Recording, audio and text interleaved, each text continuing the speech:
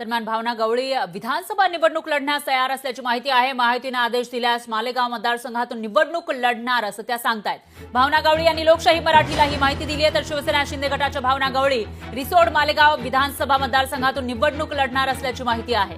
महायुतीकडून आदेश आल्यास भावना गवळी विधानसभा निवडणूक लढण्यास तयार असल्याची माहिती आहे। भावना गवळी यांनी लोकशाही मराठीला ही माहिती दिलेली आहे। त्यामुळे आता महायुतीकडून त्यांना उमेदवारी दिली जाते का ते बघावं लागेल। त्या खासदार राहिलेल्या आहेत, इथून मात्र त्यांना मागच्या लोकसभेला संधी दिली गेलेली नव्हती आणि आता विधानसभेला त्यांना उमेदवारी दिली जाणार का याकडे लक्ष असेल।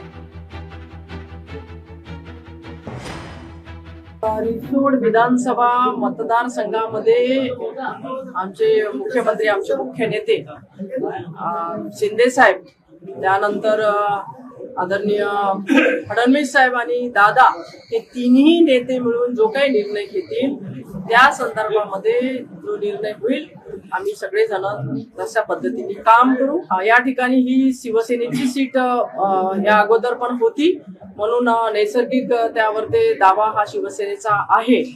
आणि मुख्यमंत्री साहेबांनी तसे आदेश जर केले आणि सगळ्या नेत्यांनी मिळून जर निर्णय घेतला तर निश्चित ही सीट मी लढेन। पाहूयात पुढची